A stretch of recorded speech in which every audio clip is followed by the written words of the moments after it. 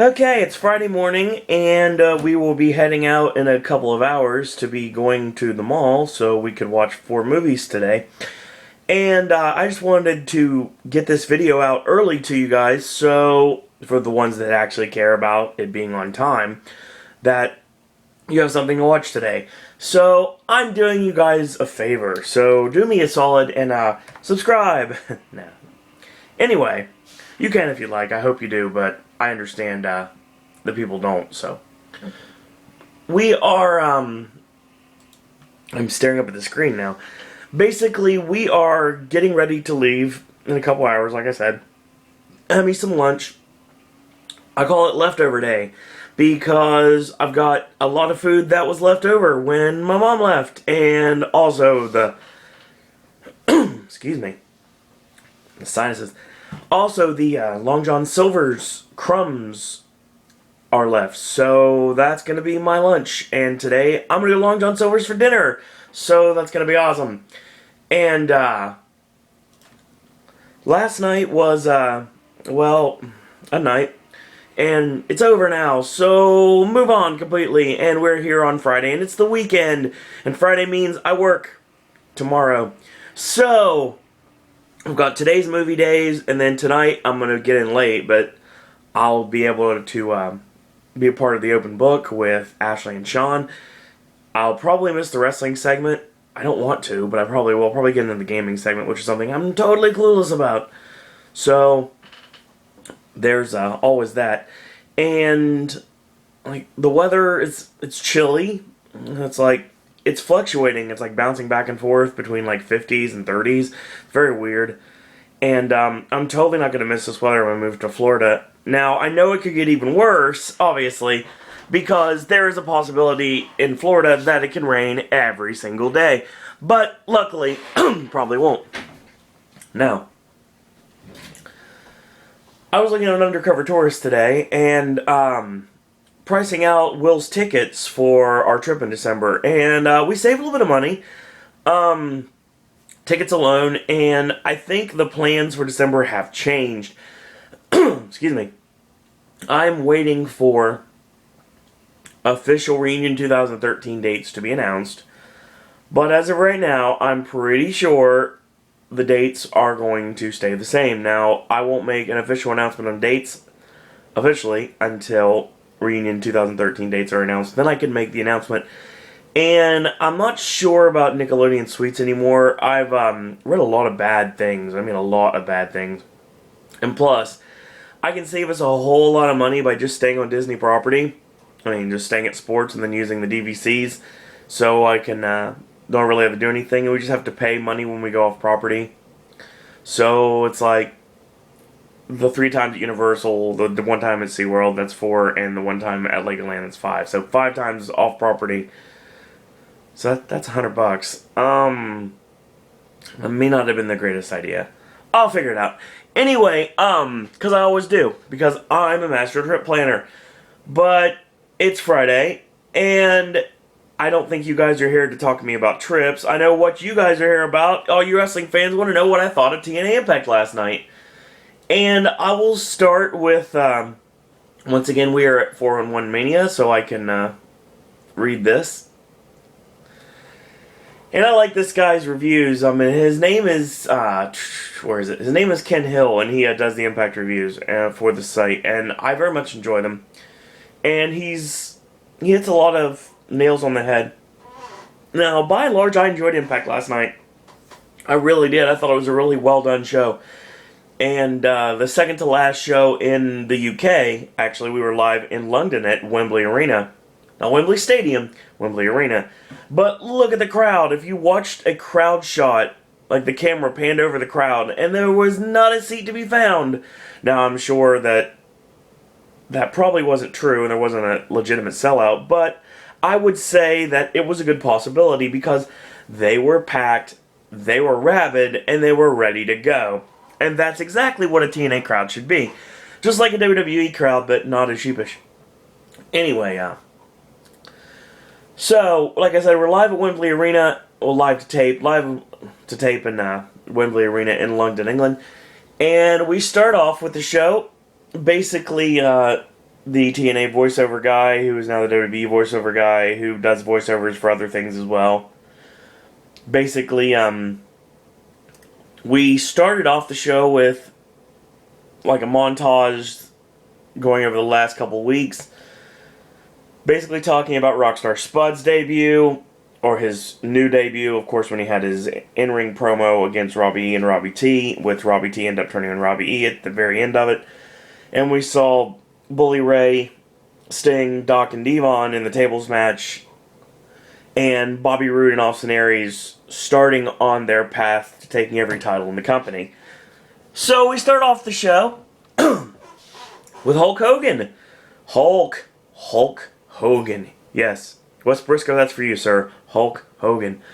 So Hogan comes out and he says he's very happy to be in London, basically. And he says that he's been all over the world, but the London crowd was pretty sweet. He says that a couple of things to take care of before he leaves us for this evening. The TNA World Heavyweight title situation. Basically, the need to crown a new #1 contender. And we're going to have 4 matches, 8 men, all gunning to become the #1 contender to Jeff Hardy's World Heavyweight Championship. And basically, he announced who the 8 superstars are. Later tonight, you're going to see the current X Division champion, the whole effing show, Rob Van Dam, taking on the Tennessee Cowboy, James Storm. The Fallen Angel, Christopher Daniels, taking on Magnus, which of course got a huge pop from the crowd, obviously. You also saw Kurt Angle and Samoa Joe yet once again. That was a phenomenal match, but I'll get to that later. And the final match of the evening would be the World Tag Team Champions squaring off Austin Aries against Bobby Roode. So, basically Hogan said after that he would come out at the end of the night, he'd make his decision on who would face Jeff Hardy at Lockdown. So, basically, Aces and Eights was his next concern, and they brought out the entire TNA locker room to challenge them at Lockdown to a war to end all wars.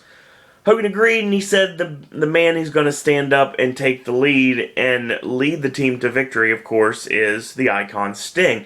So Sting comes out, and he says he's ready to take it to Aces and Eights, scumbags, and plans to find his 3 killers to tear them apart. And then, of course, he drops Hogan's line, "What you gonna do, Aces and Eights?" Now, we recap all the 4 big matches tonight. And our first match of the evening is Magnus and the Fallen Angel, Christopher Daniels. So, of course, Kazarian wearing his Kazamania shirt and his, of course, lanyard with his manager's license, which is brilliant, by the way, comes out with Daniels, and we go back and forth. So, I'll get to the finish here like I always do. So, Kaz got involved once too often, and the referee threw him out, and he chucks Kaz to the back. And Magnus grabs his manager's license around his neck, because when he's throwing it in his face saying, "I'm a manager, I don't get thrown in the back, it's not going to happen." So, he tossed it out in the crowd, and of course the crowd got a nice souvenir there. And, yeah, that's $20 right there.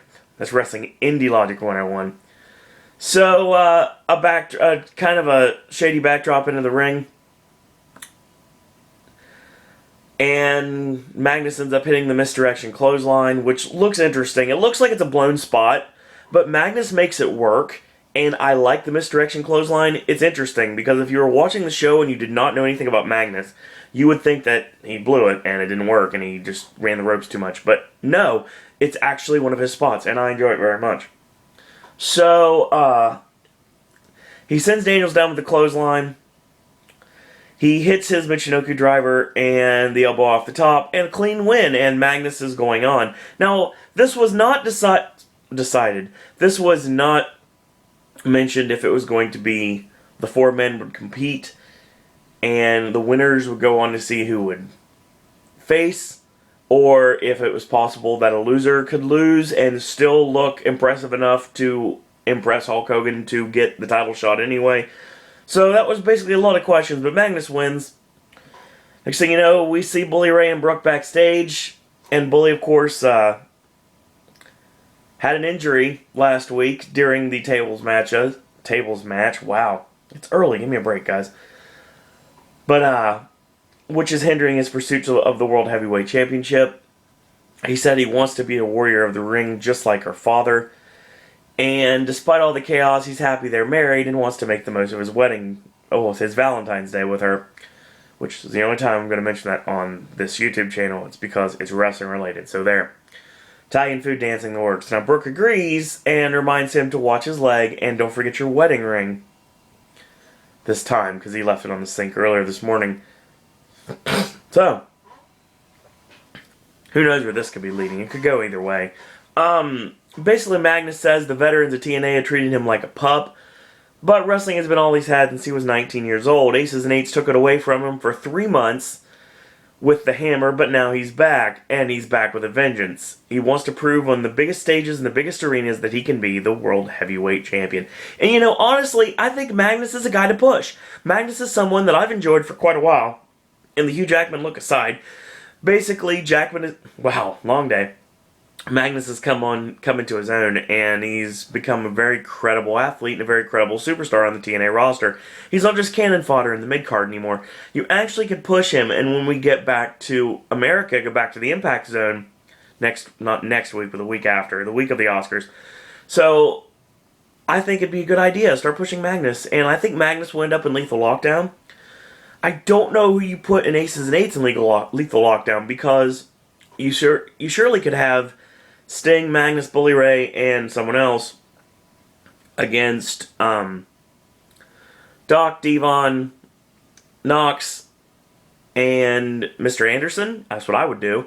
And then, of course, you do a tag match later on in the show with Angle and Joe against Bischoff and Briscoe. I think that would work too. But who do you put as the final member of Team TNA? We'll see. We'll find out soon enough. So our second match was a tremendous contest between Samoa Joe and Kurt Angle. Went back and forth, and we're going to go to the finish here. So Joe rolls Kurt back in the ring after the elbow suicida, and he hits an atomic drop, the Yakuza kick, and the senton backsplash. Only gets near fall. Joe misses the right. Kurt goes for the rolling German suplex, and goes for the angle slam. Joe counters it with jabs. Kurt shoves him off, charges. ST Joe in the corner. Goes for the muscle buster, Kurt shoves Joe off, and a missile drop kick. Angle slam connects, and Joe with a coquina clutch, and Kurt reverses in the corner. Reverse into the ankle lock. Great transition, great series of moves right there. So Joe counters out, and double clothesline, and then Briscoe and Bischoff hit the ring for the no contest. Now, Joe and Angle have had numerous classic matches in TNA. And it was, when they first had the match, obviously, it was the match to have. The match that everybody wanted in the wrestling world was Kurt Angle and Samoa Joe. And when they finally put it together, it was magic. I mean, they were great in the ring together. They have tremendous chemistry. Their styles mesh really well together. And the match was phenomenal. And cut a little bit short, obviously. It went about 12 and a half minutes. And before Garrett Bischoff and Wes Briscoe made the attack. So they jumped both. And that's the reason I think we should do the tag match at Lockdown, because you've got Joe and Angle, and then you've got Aces and Eights, which is Briscoe and Bischoff, and basically since they turned on Joe and Angle, especially Angle, they're going to want some retribution. So I think this is what you do with the tag match, and you have enough members of Aces and Eights that you're able to use different members for Lethal Lockdown. I think that's exactly what they're going to do. But you got to find another babyface to round out Team TNA. So, we'll see where that's going to go there. Really interesting. So, basically, they end up getting the upper hand, and they send Briscoe and Bischoff to the outside and send them through the crowd. So, like I said, we're gonna have the tag match somewhere sooner rather than later. So, Dixie's backstage with Party Marty Scurll and the Blossom Twins, basically saying Rockstar Spud did win British Boot Camp, and deservingly so. If you didn't get a chance to see it, check it out on YouTube. It was aired on Challenge TV over in the UK, and a really entertaining show. So check it out, definitely. It's very enjoyable. And the right person did win. And since Spud did win, it doesn't matter. The road is not over. They're still being watched, and tonight they're going to get their opportunity to perform in a TNA ring and make her proud.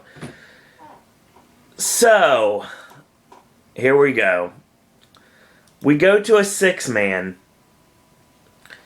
And it's going to be a mixed tag, 6-man tag with the Blossom Twins and Party Marty against Jessie, Tara, and Gail Kim.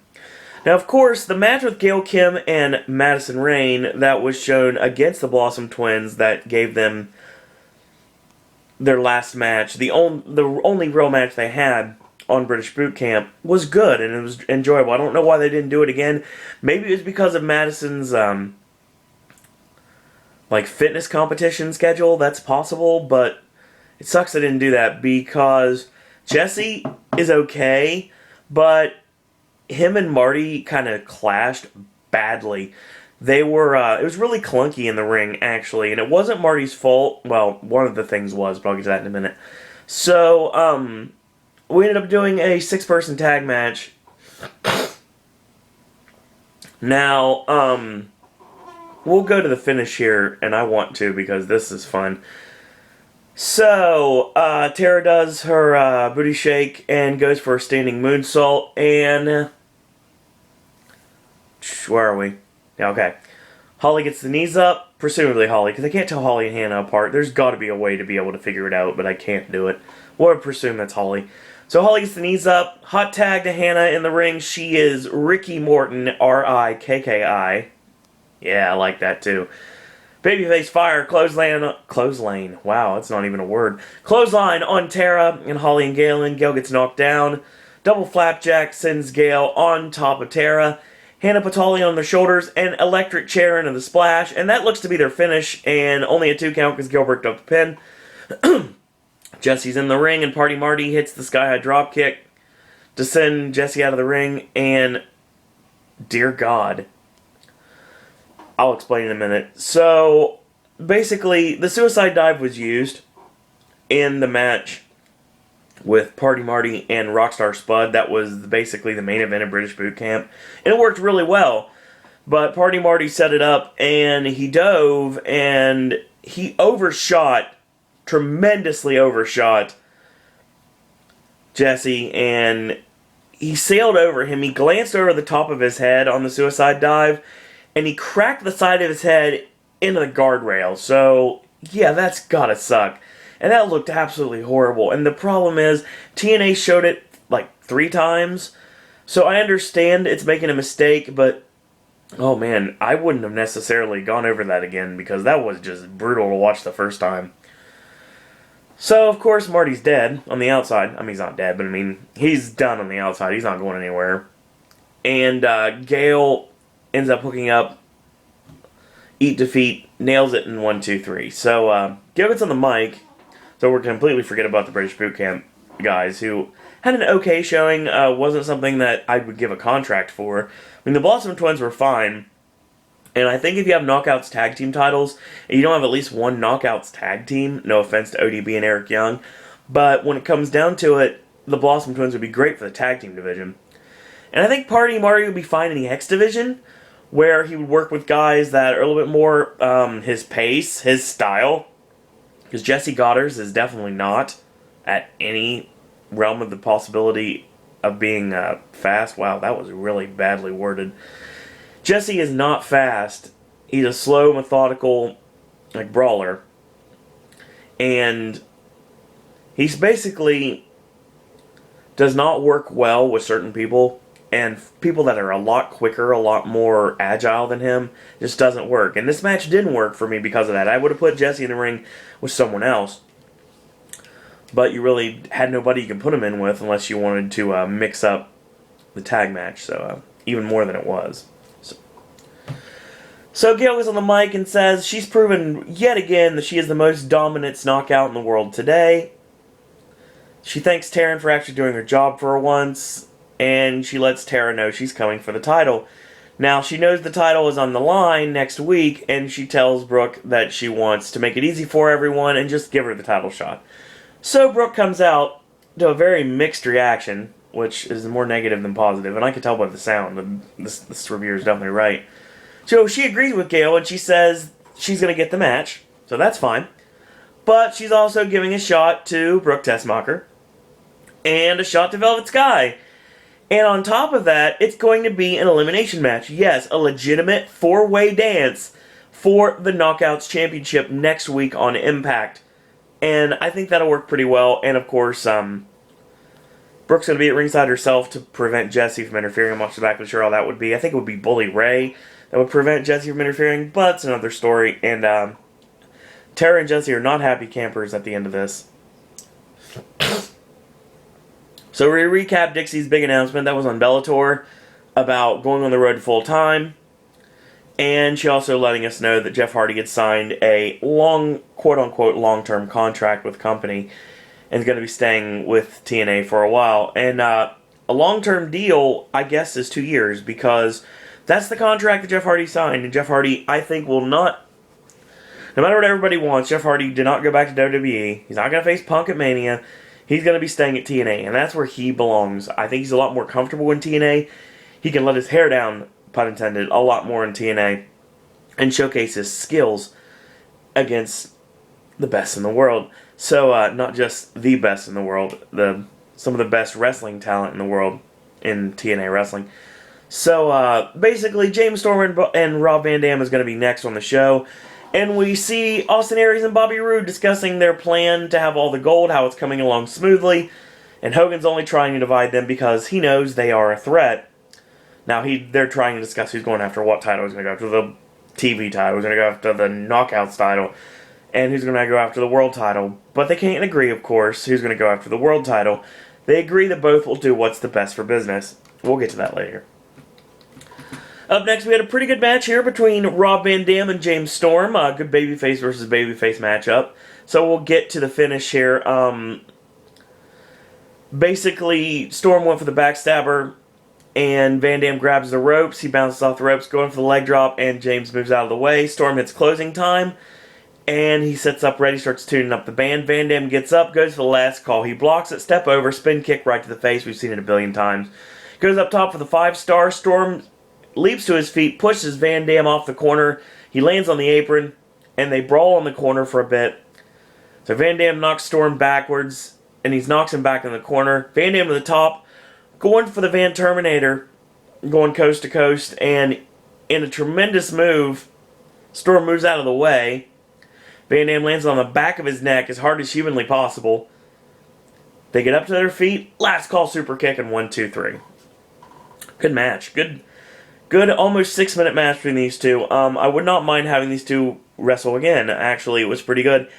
And James Storm wins, so he joins Magnus in the winner's circle for tonight's main event. So it's obviously Angle and Rude wow, long day. Angle and Joe got thrown out. So, would they be out? I don't know how this works. Anyway, so here's something I found kind of funny. And I probably shouldn't have. And it's kind of disrespectful, I guess, but it was funny to me. So Joseph Park shows up backstage, and he basically says that he knows he's new to the company, and he knows he's new to wrestling in general, but he says that the boys told him he needs to politic. So he's politicking for a World Heavyweight title shot at Lockdown. He's made posters, and he has Vote for Park buttons, and he also has hired a political manager. So Hogan giggles to himself and says, did the boys ask you to tell you about that was what politicking was? And Park looks at him dumbfounded, and he basically says, do you know what a rib is? And he lets him in on the rib that basically the boys are ribbing him. This was done on television, folks. See, the thing is, and of course after this he promises he'd vote for Park for Heavyweight Champion 2013. So, this was done on television, folks, and you gotta look at it from this perspective. Now, if you did this on WWE, like, the internet would, like, totally hate this, 100%. And I'm sure a lot of people do anyway. Most WWE fans are not the smart audience. Now, of course, you have a lot of people cheering for Ziggler and Cesaro and Barrett, and I mean, I'm one of them, but I'm because I like good wrestling. And when it comes down to it, I don't care if you're face or heel. If I enjoy you, and I will cheer for you. And if I don't like you, I don't care if you're trying to be forced down my throat or not, I will boo you, and I don't care. Like I went to Raw back last year in November, and we'll go back on April 29th back to Raw in Columbus. But I'll talk about that later. Basically, when it comes down to it, honestly, you have this very inside storyline, which only would work in TNA, because TNA, from the get-go, has been all about the breaking of kayfabe, and using a lot of insider terms. I mean, Mike today on commentary last night, I even said he was trying to get someone over. So, I mean, this happens. And using politicking and Rib and the boys, I mean, I think it's brilliant. I think it works for Joseph Park, because for a rookie just getting started in the wrestling business that really doesn't know much about code of ethics or the code of honor or anything like that, basically just knows shake everybody's hand and then you go about your merry way. And to learn this vernacular, you would think someone who just got started, and I've heard it before, that they would just go using it everywhere. And I think that I think it's funny, personally. I really do. And I think it fits really well for Joseph Park. And I don't really miss Abyss at all. I think that Joseph Park is a great character, and I think it could evolve, and evolve it shall somewhere down the road. Joseph Park may never be a World Heavyweight Champion, but I like the character, and I think it fits really well for TNA. So the final backstage promo of the evening was Hulk arguing with Brooke, and basically saying Bully wanted in the title match, and of course he can't because of his injury. He says he needs 8 men that are contending for it, and he needs to pay attention to them. And he's going to watch that final match. He understands Bully's plight and the fact that he is family now, and he understands, he wanted to be, Brooke was talking about how he wanted to be Hogan growing up, and he only got in the business because of Hogan. And he's never been World Heavyweight Champion, which is a travesty, because Bully Ray should have been World Champion by now, and I do think that it's coming sooner rather than later. But he will take it under advisement. So, oh yeah, I'll get to that later. So, I forgot about that part of the promo. The second part of that. There is one more backstage segment. So we go to our main event wrestling match of the evening. The It Factor, Bobby Roode against the greatest man who ever lived, Austin Aries. So, I'm going to get a mid part of this match because there's so many awesomeness thing here. So basically we start the match, and Roode gets on the mic, and he says Hogan's trying to screw with them only 1 week after they won the tag belts, try to get them off the same page. They plan on winning every ounce of gold in TNA and bringing some class back to the titles. Now, Aries said this plan is so transparent, and he and Roode are on the same page, and asks the ref to ring the bell. So they go for the double finger poke of doom. So they start shoving each other, and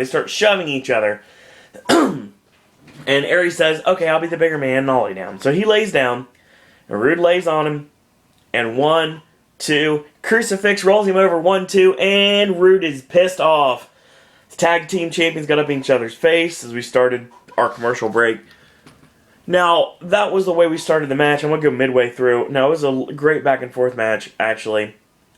So Aries gets the better of the right hand exchange, and reverse, this time double R spinebuster by Roode, only got a near fall. Roode trips up to the turnbuckle, Aries misses the charge, Roode pulls him up top, and a right hand. And Roode goes up for the superplex, and Aries exchanges rights with him on top. He knocks Roode off with a forearm, goes for the 450, Aries rolls through, Roode with a spear, but he goes down lower than usual, and he gets locked into the front chancery. Great counter. So Roode's about to tap out, but he goes for the eye rake, and he breaks the hold. Now, Roode traps Aries in the crossface, so this time he's got the crossface locked on in the center of the ring, and he rolls up Roode, 1, 2, kick out, and he kicks in the midsection, goes for the brainbuster. Roode floats over top, and they bump Brian Hebner. So Roode goes out to the ringside area, grabs a steel chair, gets ready, and Eddie Guerrero style slams the chair down, and he's down. So Aries, who now has the chair thanks to Bobby Roode's handoff, he does the same exact thing. And they both did the Eddie Guerrero chair spot, and it was awesome. And Hebner doesn't know what to do because they're both men are down and they're complaining about their heads hurting from the chair shots from each other. And the crowd's loving every second of this, and it was amazing. It was really funny. So Chavo and Hernandez show up on the ramp, and they're coming out to a kind of a mixed reaction, but more on the negative side this time around, wearing Aries and Roode's t-shirts. So they're basically there for the distraction, and they confront them and ask who should ward them off. So Hebner's is counting this whole time, and we get to 7, 8, and at 9 they both charge the ring, and they're pretty much trying to knock each other over, and it's too late, double count out. So Chavo and Hernandez are very happy with what they've done, and this feud will continue between Chavo, Hernandez, and Aries and Rude. And I don't like how that was done, really, because Aries and Rude did not need to go to a no contest the way that Angle and Joe did. And you should have had 4 concise wins. I understand why the Aces and Eights were involved with the Joe Angle match. I don't think it should have happened. But it basically is going to set up their tag match for Lockdown that I'm predicting. That's not been announced yet. And I understand somewhat why Chavo Hernandez came out, because basically they were the distraction to make sure both Aries and Rude got gypped out of a world title shot. That's fine. Continues their storyline rather well, but I still would like to see a clean finish. So, our last backstage segment, I totally forgot about this. So Hogan and Sting are actually in the back. And Hogan compares what Brooks been on him about Bully and the TNA title to his war with Sting, talking about Starrcade back in the day. And that was awesome. Nice WCW drop there. Sting's only glad he doesn't have to make the decision, but he knows for sure Bully's out, and Hogan's got great choices under the TNA umbrella to make. So Hogan starts walking the wrong way. And honestly, I think, to me, the backstage area of the Wembley Arena looked a whole lot like the staterooms in Titanic. So that was interesting. And Hogan walked the wrong way. Sting told him he was going the wrong way, and he told him to walk the right way. I don't know why that was shot, because you could have edited that out. That made Hogan look foolish. But I guess you wanted one last laugh before we ended the show. So Hogan comes out to a ginormous pop from the crowd, and Hogan says their energy has been really driving the show, and it really has. Honestly, the crowd was phenomenal, and helping him come to the decision about the title. So the fans start chanting Hogan, and Hogan says it's not about him anymore. He's about to make the announcement. So Aces and Eights hit the ring. They all surround Hogan, and he looks trapped. And here comes Bully Ray limping to the ring with a steel chain, and 2 guys are going to fend off 6. Yeah. That's wrestling logic right there. That's not real life logic. That's wrestling logic. You don't think that 6 guys could not beat down 2 guys, even one with a chain? You just obviously don't watch enough wrestling, folks, because it's very possible. It can happen. So Sting comes out, and he's got 3 cricket bats, of course. And Sting, Hogan, and Bully all have 3 have the bats in hand, and it makes Devon and the rest of Aces and Eights powder. And we still don't know who our number 1 contender is. Basically, Bully was talking about not being in the world title picture, and I think he'll be there sooner rather than later. And basically, Bully is defending Hogan before he can make the call on the new number 1 contender. But there's a couple things you can do here. I like Bully as a face, but he's never been really comfortable as a face. So you can obviously have the end game being Bully Ray returning. I mean, you could do this. I mean, just one more run would be awesome, but I don't think it's going to go this way. What you could do is you have Bully Ray turn and join Aces and Eights and reform Team 3D, which would be awesome, but it wouldn't make much sense. Hogan's basically gives Bully Ray the title shot, and he wins the title. And then after he wins the title, maybe he screws Hogan, and he says he only did this so he could get the World Heavyweight title, and that's how he turns heel. Or we do a complete babyface run where someone gets the belt off Hardy and Bully Ray beats him for it. I'm suggesting Austin Aries, because Aries and Bully Ray had tremendous matches back when Aries was World Heavyweight Champion, and I'd love to see a repeat of those. But not really an in-game here. Great episode of Impact, and looking forward to next week. The final TNA Impact overseas. And, of course, the only thing on the docket that I know of, I know more, obviously. Well, I don't know more personally, but I know there is more because there's spoilers on the internet. Would be the 4-way dance for the Knockouts Championship. Velvet Sky, Brooke Tessmacher, Gail Kim, and Tara. And I know what happens there. And let's just say, for a new Knockouts champion, the sky's the limit. And tomorrow we're going to talk about Downtown Disney and Pleasure Island. And Sunday, we're going to talk AJ's Weekend Movie Reviews. And Monday, we're going to discuss the Elimination Chamber, and the WGA. So, big hodgepodge of stuff, all sorts of different content for different people, and different styles. People that like wrestling, people like Disney, people like movies. I've got something for you all this week. So, stay tuned to this awesome YouTube channel, and I'm going to go ahead and get some food in me because it's 11:30 and AJ will be here in about an hour and a half. So until tomorrow, that's all I got to say about that.